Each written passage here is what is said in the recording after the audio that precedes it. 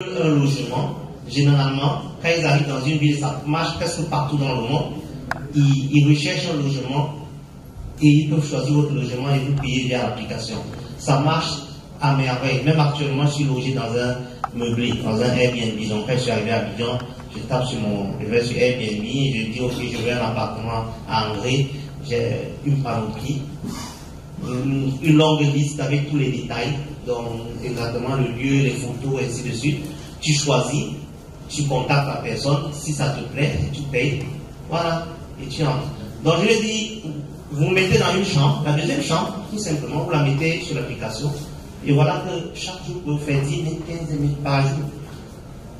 Même si au début vous n'avez pas de clients tout le mois, c'est comme ça qu'on commence à faire de l'immobilier, tout simplement. Donc ça peut être vous-même, ça peut être que vous prenez juste un petit studio à louer, que vous louez, je ne sais pas, 50 000, 80 000, que vous meublez.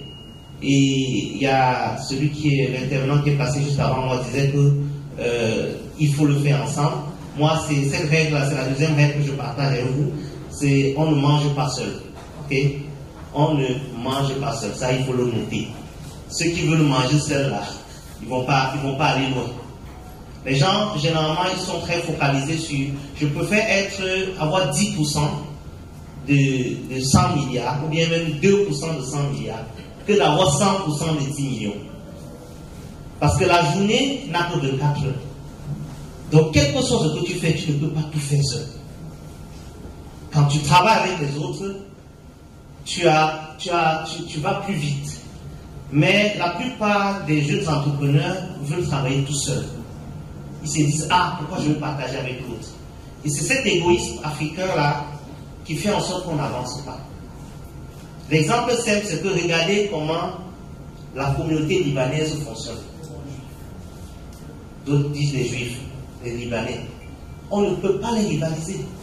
Parce que si un Libanais réalise que ici arrivera, je vais ouvrir un restaurant, les gars tapent dans leur réseau rapidement. Les autres vont mettre l'argent ensemble. Ils ont créé un réseau de confiance. Et rapidement. Tu ne sais même pas que c'est un truc libanais. Recruter beaucoup d'Ivoiriens, les mettre devant. Mais derrière, c'est tout leur réseau qui fonctionne. Ce qu'on n'arrive pas à faire. Toi, tu as une idée dans ta tête. Et puis, tu veux lancer ça. On te dit même partage ton idée. Tu as même peur. Tu dis que le gars va voler mon idée.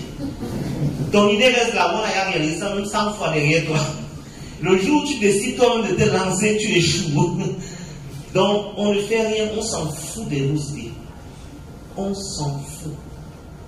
Tu n'as pas l'idée que tu as dans ta tête actuellement que tu ne veux pas partager. Même si tu me partages avec moi, on ne va rien faire avec. C'est celui qui commence à pratiquer. C'est celui-là qui fait quelque chose. Parce qu'il y a des gens qui disent, j'ai une idée géniale. Si je partage, on dit rédiger le projet. Si je rédige le projet, on va voler. Qui va voler? Qu'est-ce que tu vas inventer qui n'existe pas? Les opportunités sont là, on les saisit. Tout simplement. Tout simplement. Si tu perds le temps, l'idée que tu as depuis là, il y a une autre personne qui l'a déjà développée, qui va même faire mieux que toi. Et s'ils se mettent à deux, ça va faire deux cerveaux. Donc ils vont penser plus loin que toi. Pendant ce temps, tu es toujours en train de développer ton idée dans ta tête, tout seul, dans ta chambre. Tu es en train de chercher des financements. Pendant ce temps, les autres avancent. Donc, et je suis sûr qu'il y a beaucoup qui on leur dit pourquoi vous n'avez pas lancé votre projet. Ils vont dire par besoin de financement. C'est bien ça, non? Qui n'a pas lancé son projet à cause du financement? Levez la main. Ceux qui n'ont pas, n'ayez pas honte.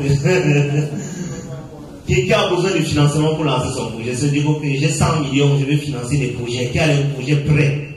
Il y a beaucoup qui vont dire qu'ils n'ont pas lancé leur projet à cause du financement. Je ne dis pas que ce n'est pas un problème. C'est un problème, mais on peut avancer sans ça. Le financement vient après. Qu'est-ce que vous avez fait jusqu'à présent?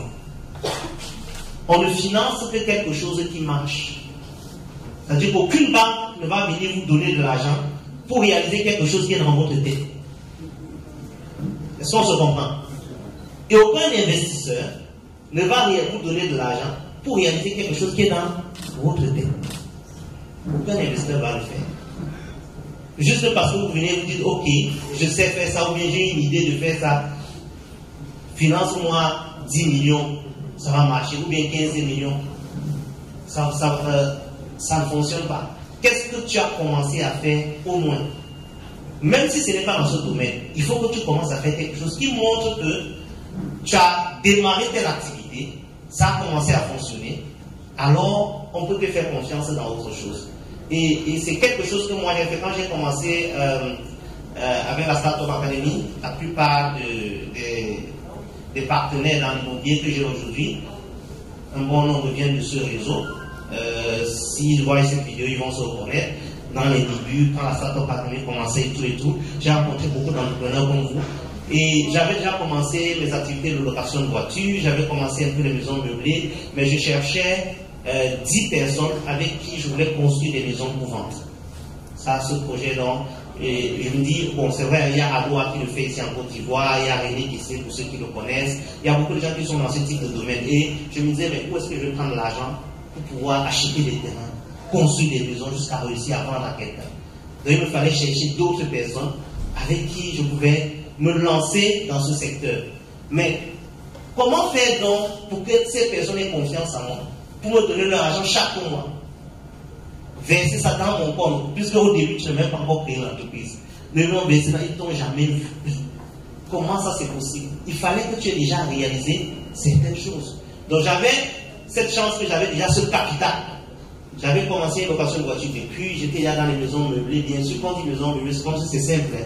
Mais j'ai aussi perdu beaucoup d'argent avant, plus de 20 000 $ au début, mais aujourd'hui ça va, je me débrouille, j'ai réussi à avancer. Mais j'avais déjà fait mon chemin sur un certain nombre d'activités que je pouvais leur présenter et démontrer. Donc quand je leur parlais du projet, ça allait parler parce qu'ils voyaient derrière aussi ce que j'avais déjà fait. Dans ce point, j'ai dit, il faut toujours faire au moins quelque chose, même si ce n'est pas dans le domaine que vous voulez faire finalement. Commencez par faire quelque chose qui va créer un capital confiance et qui va faire en sorte que les personnes acceptent de travailler avec vous. Donc quand j'ai lancé les petites conférences Zoom pour expliquer mon projet, j'ai plus de 10 personnes depuis plus de 2 ans aujourd'hui qui contribuent avec moi chaque mois au minimum 500 000 par personne. Ça fait 2 ans pour pouvoir lancer ce projet immobilier qui nous permet aujourd'hui d'acheter des terrains, de construire des maisons et de revendre. Et ça, ce networking, ça c'est parce que j'ai pu constituer un réseau pour le faire. Donc le fait, je ne l'ai pas fait seul. C'est pourquoi je dis, on ne mange pas seul. On ne mange pas seul. Si vous voulez retenir quelque chose de moi en tout cas, la première règle c'est qu'on ne mange pas seul. On travaille avec les autres. J'étais à la conférence à Lomé la dernière fois, je disais, ok, je vais lancer un truc pour un centre de conférence. Immédiatement, il y avait beaucoup de personnes dans la salle qui veulent travailler avec moi. C'est ça, c'est travailler avec les autres. Et je suis sûr que vous avez dit que mais il y a d'autres qui vont trahir, d'autres qui vont fuir, ça va arriver. Si vous avez peur que vous allez commencer à travailler avec quelqu'un, il va voler ou bien il va vous abandonner, c'est normal. Même Facebook, Mark Zuckerberg a connu ça. Microsoft a connu ça, Google a connu ça. Tous ont commencé, ils étaient 3, 4, 5, ils finissent à 2 ou 3. Et en rappel, aucun de ces gros entrepreneurs n'a plus de 20 ou 25% de son entreprise. Est-ce que vous savez ça? Est-ce que vous savez ça? Aucun d'eux n'a plus de 20 ou 25% de son entreprise. Certains sont même à 8, 12. Allez taper. Qui a le pourcentage de Mark Zuckerberg sur Meta? Tapez sur, vous avez Internet, tapez, vous allez voir. Il a moins de 20%. Ça veut dire que les autres, il y a beaucoup d'autres personnes avec eux. Hormis les banques, il y a beaucoup d'investisseurs. Tu ne peux pas manger tout seul. Ce n'est pas possible. Il faut forcément que tu partages un certain nombre de choses avec d'autres personnes. Donc si jusqu'à présent, dans ton projet, dans ta tête, tu te disais que tout seul tu vas tout faire, à un moment donné, tout sera bloqué. Peut-être tu auras un gros projet, un bon projet, mais tu seras limité. Maximum 50-100 millions. Et rassurez-vous, 100 millions, ce n'est pas l'argent. C'est l'argent, mais ce n'est pas l'argent. Parce que tu peux avoir 100 millions de chiffre d'affaires et tu as 120 millions de charges. Parce qu'il y a des gens qui disent, oh, combien ton projet génère? Ce n'est pas combien tu génères. Quel est le profit que tu fais?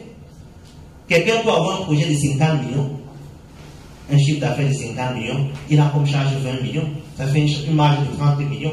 Toi, tu as 100 millions de chiffre d'affaires, mais tes charges sont dans ce que tu dois les gens jusqu'à ce que tu te caches. Tu as tellement pris l'argent, tu es endetté.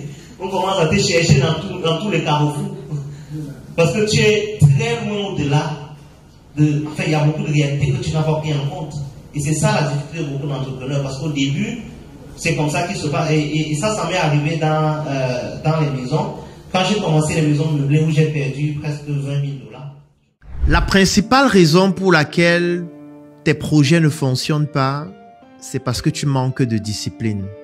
La compétence, l'expérience, le talent, le savoir-faire s'arrête là où la discipline commence. Lorsque tu manques de discipline, il est impossible de réaliser quoi que ce soit.